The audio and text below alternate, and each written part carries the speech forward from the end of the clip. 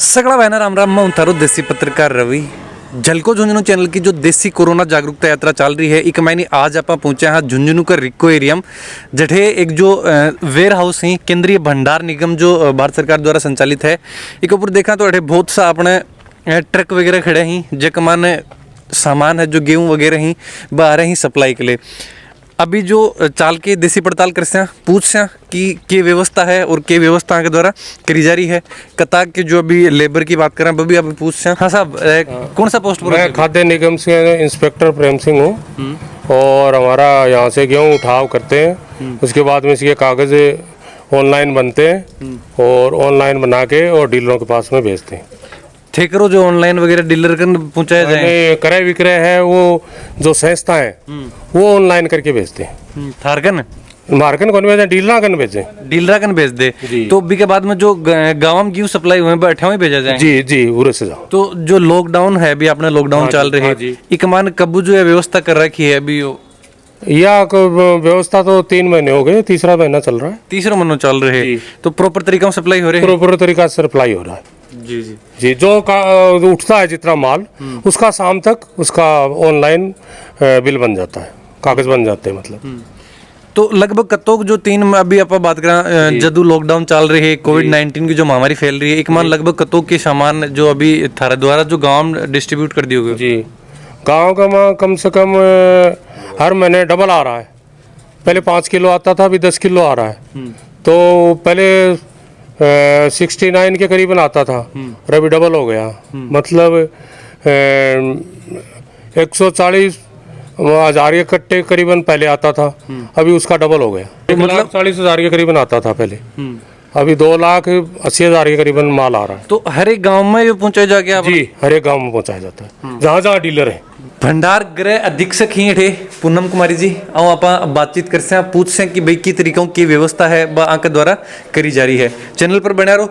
अगर कोई भी समस्या है तो जरूर से कमेंट बॉक्स में लिख के बताओ। चैनल पर बना रहने के लिए चैनल ने सब्सक्राइब जरूर करो। सब्सक्राइब करने के लिए जो सब्सक्राइब बटन है वो दबाओ और भी के करने जो एक घंटी सी है वह भी दबा लो ताकि जो भी नेक्स्ट वीडियो डला भी को नोटिफिकेशन थाने मिल जाए। पूनम जी, झलको झुंझुनू चैनल पर थारा बहुत बहुत स्वागत है। थैंक यू सर जी। अभी थोड़ा सो अभी जानकारी लिया कि मेन रूप जो अपनो भंडार गृह है एक मान क्या क्या को भंडारण अभी अठेक करो जा रहे है। देखिए, केंद्रीय भंडारण निगम भारत सरकार का एक उपक्रम है जिसकी एक इकाई है सेंट्रल वेयर हाउस झुंझुनू। क्योंकि अपने यहाँ पर केंद्रीय भंडारण निगम मेनली जो भंडारण का काम करता है, खाद्यान्न भंडारण का। अभी जो अपना भंडार गृह है एक मान क्या क्या को भंडारण अठेक करो जा रहे है। केंद्रीय भंडार गृह झुंझुनू पर हमारे यहाँ पर भारतीय खाद्य निगम का खाद्यान्न जिसमें कि गेहूं और चावल का खाद्यान्न का भंडारण किया जा रहा है और नेफेड के द्वारा जो विभिन्न राजस्थान सरकार की जो ये अपनी खरीद चलती है उसके थ्रू विभिन्न जो सरकारी मंडियाँ होती है उनके थ्रू अपने यहाँ से जो सरसों, चना, मूंग, मूंगफली इन सब का भंडारण यहाँ पर किया जाता है। अभी हाल फिलहाल में सरसों और चने की खरीद की जा रही है जो कि अपने यहाँ पर भंडारित की जा रही है। कोरोना काल जब से हमारा लॉकडाउन पीरियड शुरू हुआ है तब से हमने कोरोना वॉरियर्स के तौर पर कार्य किया है और जिसमें कि हमने लगभग 2 लाख क्विंटल जो गेहूं है उसका हमने वितरण संपूर्ण झुंझुनू जिले में भारतीय खाद्य निगम के जो खाद्यान्न था उसको हम वितरित कर चुके हैं, जिसमें कि विभिन्न राशन डीलरों को हमारे द्वारा यहाँ से गेहूं का वितरण किया जा चुका है। और यहाँ पर जो विभिन्न सरकारी मंडियाँ हैं उनके द्वारा अभी लगभग 5708 क्विंटल चने का और लगभग 4665 क्विंटल सरसों का भंडारण किया जा चुका है। और जो दालें जो सरकार द्वारा दी जा रही हैं उनका जो रॉ मटेरियल है जैसे कि चना और मूंग उसका भी हमारे यहाँ से लिफ्ट आउट हो चुका है। नेफेड का यहाँ पे भंडारित था चना और मूंग, उसमें से हमने हमारे यहाँ से लगभग 20,547 क्विंटल का हमने यहाँ से लिफ्ट कर दिया है जो कि विभिन्न सेंटरों पर दाल के रूप में जा चुका है। और हमारे यहाँ पर जो अभी रिसेंटली हमने पीसीएस पेस्ट कंट्रोल सर्विसेज भी शुरू की हैं, जिसमें कि सरकारी दरों के ऊपर ये जो कोरोना जो संक्रमण है उसको जो कम करने के लिए सोडियम हाइपोक्लोराइड का छिड़काव भी हमारे प्रशिक्षित टीम के द्वारा किया जा रहा है, जिसमें कि वो विभिन्न संस्थाओं में जाकर के, जैसे कि बैंक्स, ऑफिसेस और ओपन और क्लोज दोनों टाइप के स्पेस में हमारे द्वारा ये सर्विसेज दी जा रही हैं, जिससे कि हमारी जो ट्रेंड टीम है उसके द्वारा वो वहाँ जा कर के पूरा बढ़िया तरीके से वो अच्छे से जो ले करके अपना दवाई का जो सॉल्यूशन होता है उसमें, और वो उसका डिसइंफेक्शन का कार्य करते हैं। अगर किसी को भी हमारे द्वारा ये सर्विसेज चाहिए तो उनको सिंपली हमें एक कांटेक्ट करना होगा, वो मेरे को कांटेक्ट कर सकते हैं। मैं अपना कांटेक्ट नंबर मैं जो संवाददाता हैं उनको मैं बता सकती हूँ, जिससे कि वो आगे फर्दर कांटेक्ट कर सकते हैं। और हमारे द्वारा जो पीसीएस सर्विसेज हैं वो कहीं पर भी झुंझुनू जिले में या राजस्थान में कोई भी चाहे तो हम सर्विसेज ले सकता है। केंद्रीय भंडारण निगम के राजस्थान रीजन में लगभग 29 सेंटर्स हैं, जो सभी सेंटर्स ये सुविधाएं दे रहे हैं। और हमारे यहाँ पर जितने भी लेबर और जितने भी जो ड्राइवर, खलासी या जितने भी संबंधित लोग आते हैं, हम पहले उनको सैनिटाइज करके ही हमारे गोदाम परिसर के अंदर लेते हैं। सभी को मास्क कंपलसरी है यहाँ पर, और जो फिजिकल डिस्टेंसिंग है जो एक मेंटेन रखनी चाहिए वो हमारे द्वारा मेंटेन रखी जा रही है। और इस कोविड-19 संक्रमण को के अंतर्गत हमने कोरोना वॉरियर्स के तौर पर जितना मैक्सिमम हो सकता है हमारे द्वारा कार्य किया जा रहा है। और हमारे एमडी साहब श्री अरुण कुमार श्रीवास्तव जी और हमारे क्षेत्रीय प्रबंधक सर श्रीमान नरेंद्र कुमार जी द्वारा हमें बार बार प्रोत्साहित किया जा रहा है ज़्यादा से ज़्यादा इस कोविड-19 संक्रमण के दौरान, लॉकडाउन पीरियड के दौरान ज़्यादा से ज़्यादा खाद्यान्न का वितरण करने के लिए। बेसिकली जो आपने अनाज अठे भंडार करो जा रहे है, यो अनाज कठियाओं जो सरकारी खरीद हो रही है वो ही अनाज अठे आवे, या फिर जो प्राइवेट कोई मंडी ही बहु पे आप अनाज वो अठे ले जा सके है? देखिए, जैसे कि केंद्रीय भंडारण निगम की टैगलाइन है जन जन के लिए भंडारण, तो हमारे यहाँ पर भंडारण की कोई एक सीमा नहीं है कि किसी पर्टिकुलर ही के लिए ये भंडारण है। इनफैक्ट ये कोई भी यहाँ पर आकर के अपना अनाज भंडारित कर सकता है। लेकिन अभी फिलहाल हमारे पास में भारतीय खाद्य निगम का खाद्यान्न, नेफेड का सरसों, चना, मूंग, मूंगफली भंडारित है, और जो कुछ प्राइवेट डिपोजिटर्स हैं उनका भी चना और ग्वारगम हमारे यहाँ पे भंडारित है। लेकिन हमारे यहाँ पर अगर कोई किसान भी अगर भंडारित करना चाहे तो उसको उनको भंडारण के जो शुल्क होता है उसमें 30% का उनको रिबेट मिलता है यहाँ से। कि जो आपने बेसिकली किसान है अगर वो चाहे भंडारण करवानो, कि बहुत सा किसान ही के समस्या आवा कि अनाज है खेत में पड़ो रहे, बारिश वगैरह में थोड़ा सा डर रहे, तो वो अगर भंडारण करना चाहो तो लगभग कत्तो की शुल्क को अठे लगे, और की तरीका में आपको भंडारण अठे करवाऊंगे? देखिए, अभी जो शुल्क है वो उसमें जो जैसे कि मान लीजिए कि पल्सेज हैं, पल्सेज में दलहन में अगर कोई भी जमा करवाता है तो हमारे पास में अभी उनकी रेट है 5 रुपये 30 पैसा पर बैग पर मंथ। लेकिन अगर किसान जमा करवाता है तो किसान को 30% की छूट मिलती है किराए में, तो उसके अलावा उनको इंश्योरेंस देना पड़ता है जो कि 5 पैसे पर 100 रुपीज़ के ऊपर होता है, 5 पैसे। हाँ जी।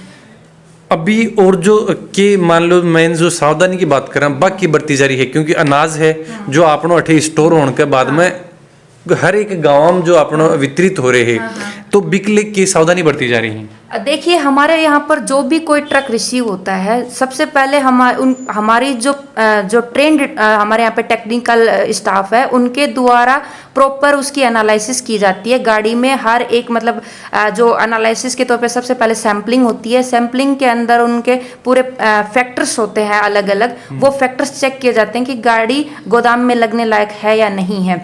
जब गाड़ी का पूरा प्रॉपर एनालिसिस होने के बाद में जब वो विद इन पैरामीटर्स आती है तभी उस गाड़ी का भंडारण किया जाता है, अन्यथा वो गाड़ी रिजेक्ट की जाती है। ठीक है, और जैसे ही हमारे द्वारा भंडारित किया जाता है उसके बाद में समय समय पर उसका फ्यूमिगेशन, स्प्रे वगैरह उनके अंदर जो भी केमिकल ट्रीटमेंट देना होता है वो हमारे टेक्निकल टीम द्वारा दिया जाता है, जिससे कि अनाज में कीड़ा नहीं लगता है और वो प्रॉपर जिस क्वालिटी के साथ में भंडारित किया जाता है उसी क्वालिटी के साथ में उसको डिलीवर किया जाता है। जी अभी आपने जो भंडार गृह की बात करा लगभग कट्ठे कट्ठे भंडारण अठे करवाए जा रहे हो क्योंकि जो आपने सिर्फ झुंझुनू का ही अनाज है वो लियो जा रहे हैं या 12 भी कट्ठे अनाज अठे। देखिए भारतीय खाद्य निगम का जो गेहूं आ रही है वो तो जैसे हमारे रावतसर से गेहूं आ रही है, तरखी दादरी से गेहूं आ रही है, बहल से गेहूं आ रही है, फरीदाबाद से गेहूं आ रही है। तो अलग अलग जो भारतीय खाद्य निगम के सेंटर्स हैं तो वहाँ से हमारे यहाँ पर गेहूं आ रही है।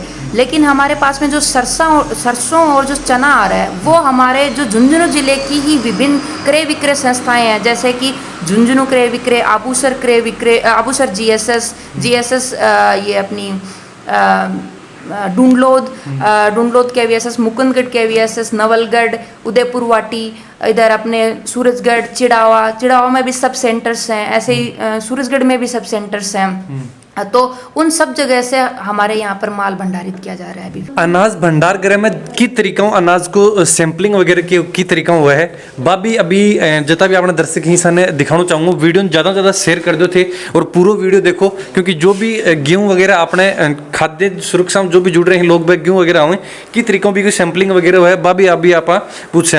हाँ जी की तरीका अभी आपने सैंपलिंग वगैरह जो करी जाए अनाज की जो अगर कोई ट्रक आ रहा है तो बिन की तरीकों सैंपल वगैरह बिकमान लिया जाएंगे।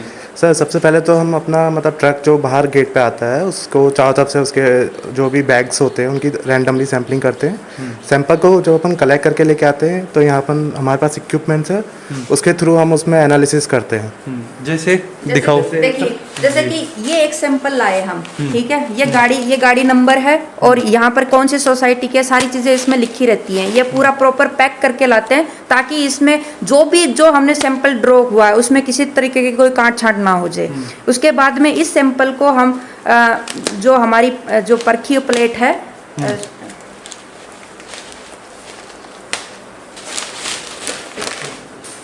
ये सीव सेट होता है।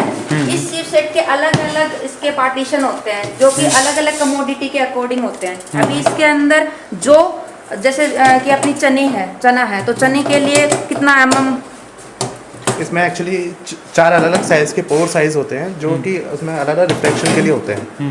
इसमें जैसे होता है ये बिग साइज़ वाले ये होते हैं कि इसमें मतलब सबसे जो बारीक होता है उसके अंदर अपन डस्ट वगैरह जो भी फॉरेन मैटर होता है जो अपन जैसे कोई फसल जब काट के लेके आते हैं तो गाड़ी में जैसे उसके साथ थोड़ा डस्ट वगैरह जो भी पार्टिकल्स आते हैं तो उसमें ये चेक करते हैं कि वो जो है उसकी बियॉन्ड लिमिट जो भी डिपॉजिटर है जो हमें लिमिट्स बताते हैं कि इस लिमिट्स में ये रिफ्लेक्शन होने चाहिए वो हम चेक करते हैं। जी ये अपने चना आता है, चने की क्वालिटी आप चेक कर लो, रेंडमली कोई ट्रक आया उसकी अगर क्वालिटी आपको चेक करनी हो तो किस तरीके से करते हो आप? सर सबसे पहले तो हम सैंपल उसका ड्रॉ करते हैं, रैंडमली सैंपल उसका ड्रॉ करते हैं चारों तरफ से पेरीफेरली। जैसे हमने एक सैंपल कलेक्ट किया है, हमने बाहर से मतलब एक सैंपल गाड़ी आती है उसका सैंपल चारों तरफ से बैगों का रैंडमली सैंपल लेके आते हैं। फिर सैंपल लेने के बाद उसको सैंपल डिवाइडर में करते हैं, उसको 2 पार्ट्स में उसको डिवाइड करते हैं। फिर 2 पार्ट्स में एक पार्ट में जैसे हाफ के जी मतलब 1 किलो सैंपल हमने ड्रॉ किया उसको हाफ के जी में लेके कर लिया। ठीक है, वो हाफ के जी सैंपल ड्रॉ करने के बाद उस सैंपल को हाफ के जी सैंपल को हम जैसे सीप सेट होता है जिसमें मैंने बताया ना फॉरेन मैटर वगैरह हम देखते हैं कि उसमें कोई उसके मिट्टी धूल मिट्टी वगैरह आदि उसको चेक करते हैं। वो एक पर्टिकुलर लिमिट्स होती है कि उसमें उसका लिमिट से ज़्यादा नहीं आना चाहिए। तो हम उसको सैंपल में चेक करते हैं कि वो कितने अमाउंट में है। उसको चेक करने के बाद उसको देखते हैं कि वो उस परसेंट में दे रखा है कि उससे बिलो है तभी उसको एक रिफ्लेक्शन ये क्लियर हुआ कि वो मतलब FAQ लिमिट्स में आती है। तो उसको FAQ लिमिट में अगर वो आ रही है तो हम उसको एक्सेप्ट करते हैं। उसके बाद उसके दूसरे अलग अलग रिफ्लेक्शन और होते हैं जैसे उसमें कितना डैमेज है। डैमेज में मतलब ये होता है जैसे कोई दाना है अगर फुली डेवलप नहीं होता या उसमें किसी तरह का जैसे टुकड़े या कुछ वो होता है तो उसके डैमेज परसेंटेज में आता है। उसमें भी ये होता है कि उसका पर्टिकुलर डैमेज है जैसे 3% डैमेज लिमिट है तो वो कितने रिफ्लेक्शन में है उसका परखी भी लगती है। उसके बाद में हर एक कट्टे में परखी लगती है कि भाई मान लो कि हमने तो पेरीफेरी चेक किया है अभी तो ऊपर से तो क्या होता है कि जैसे मान लो कि कहीं गलती से भी किसी ने अंदर में कोई ना कर रखी हो कोई बदमाशी तो इसलिए हम एक एक कट्टे में परखी लगाते हैं ताकि अगर अंदर में भी कोई कट्टा ऐसा ना निकल जाए जो कि खराब हो, जो लेने लायक नहीं हो, तो जो खराब होता है उसको हम रिटर्न कर देते हैं। तो अगर कोई किसान है जैसे ये तो चलो आपको उस तरीके से आता है, जो अगर कोई किसान भंडारित करता है अपना अनाज वो एक वेयर हाउस ले ले कि मेरे को इसमें अपना अनाज भंडारित करना है, तो उसके लिए ये चीज़ें लागू होंगी। सबके जो स्टोरेज प्रैक्टिसेस होती हैं वो जो लिमिट्स होती हैं वो सबके लिए सेम होती हैं। जो अनाज को एक प्रॉपर मतलब ये होना चाहिए कि हम कोई भी ख़राब अनाज नहीं ले सकते, जो है बढ़िया जो क्वालिटी जिसका है क्वालिटी मेंटेन रखने के लिए हमें क्वालिटी ही लेनी पड़ती है। ये नहीं कि भाई कुछ भी आकर के जमा करवा सकते हैं, कुछ भी नहीं, लेकिन क्वालिटेटिव जो अपना FAQ लिमिट्स मतलब फेयर एवरेज क्वालिटी जो होती है वो अनाज होना चाहिए। अनाज जो अभी वेयर हाउस ही वे में भी आप चाल के थोड़ा सो देख सा कि तरीकों की व्यवस्था है और की तरीकों अनाज है जो ट्रक वगैरह खाली हो रहे हैं। ये जो अभी अठे जो दिखाना चाहूँगा कुछ लोडेड ट्रक है जो अभी खाली हो रहे हैं, की तरीकों के जो सावधानी बरती जा रही है हम भी आप बातचीत कर सा पूछ सा। ये जो अभी अंदर डाला जा रहे हैं वेयर हाउस है, वेयर हाउस में डाला जा रहे हैं अभी जो लेके जा रहे हैं। हाँ भाई साहब, क्या सावधानी बरत रहे हो? क्या सावधानी बरत रहे हो? सावधानी, हाथ साबुन, डिटॉल ये सब लगा रहे हैं। सब लगा रहे हो? तो लगभग कब से काम कर रहे हो यहाँ पे? यहाँ आज 2 महीने से काम कर रहे हैं। 2 महीने से काम कर रहे हो। कहाँ से हो? बिहार से। बिहार से? जी, सुबह यहाँ आते काम पे, सुबह हाथ होते सामूहिक स्टोर से, फिर वो दवाई देते हैं मैडम जो लगाते हैं। वो लगाते हो?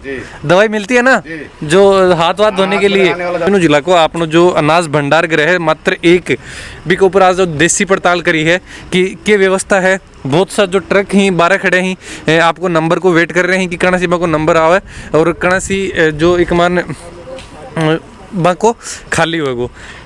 और भी जो यहाँ की कोई भी जो व्यवस्था है जिला का मान आप देख सा कि जो की तरीकों व्यवस्था हो रही है।